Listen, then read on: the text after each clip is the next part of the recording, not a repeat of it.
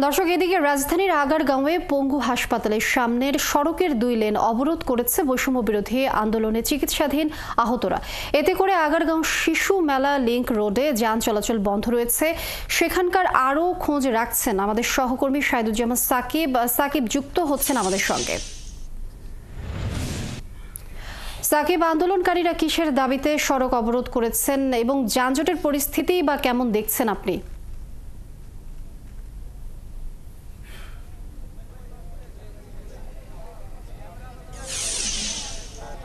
লিনিয়া, মধ্যরাতে জুলাই গণ অভ্যুত্থানে আহত যারা ছিলেন তারা কিন্তু এই আগারগাঁও লিংক রোডটি অবরোধ করেছেন।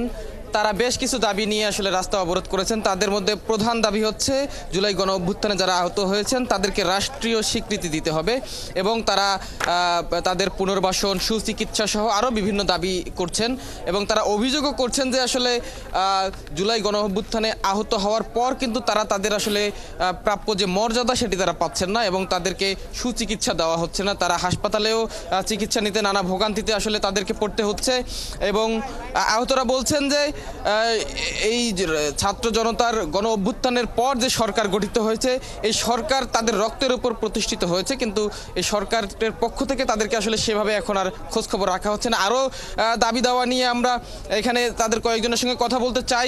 আপনারা এই মাঝরাতে হঠাৎ করে রাস্তায় নেমেছেন, কি কারণে আসলে একটু যদি বলেন। প্রিয় সাংবাদিক ভাইরা, দেশবাসীর কাছে একটি জিনিস জানিয়ে রাখি, আমরা আহত যোদ্ধা এবং শহীদ পরিবার এই রাষ্ট্রের কাছে মনে হচ্ছে আমরা এখন অবহেলিত। আমরা রাষ্ট্রে যুদ্ধে নেমে আমরা হয়তো ভুল করেছি। এগুলো কেন বলছি? আজকে গত 6 মাস ধরে আপনারা দেখছেন আমার ভাইয়েরা পায়ে বেড়ি পরানো রাস্তায় খোঁড়াতে এসে রাজপথে শুয়ে আছে, কিন্তু দেখার কেউ নেই। আপনার উপদেষ্টা মণ্ডলীরা তার চেয়ারকে স্বর্ণের চেয়ার মনে করছেন। বহির্বিশ্বে যখন দেখছি বিভিন্ন একটি ইস্যু আসে তখন তারা নিজ স্বেচ্ছায় পদত্যাগ করে।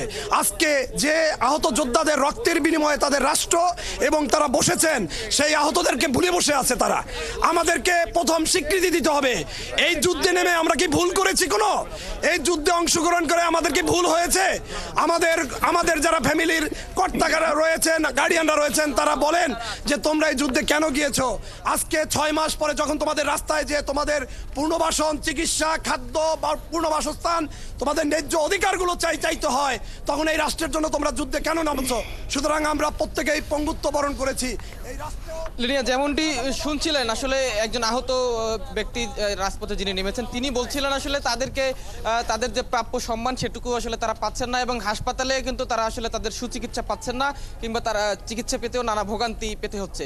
তো এই ছিল আগারগাঁও থেকে আমার কাছে থাকা সর্বশেষ। লিনিয়া। শাহিদুজ্জামান সাকিব, ধন্যবাদ আপনাকে। দর্শক, রাজধানীর আগারগাঁওয়ে পঙ্গু হাসপাতালের সামনে সড়কে 2 লেন অবরোধ করেছে বৈষম্য বিরোধী আন্দোলনে চিকিৎসাধীন আহতরা। এ নিয়ে বিস্তারিত জানছিলাম সহকর্মী শাহিদুজ্জামান সাকিবের কাছ থেকে।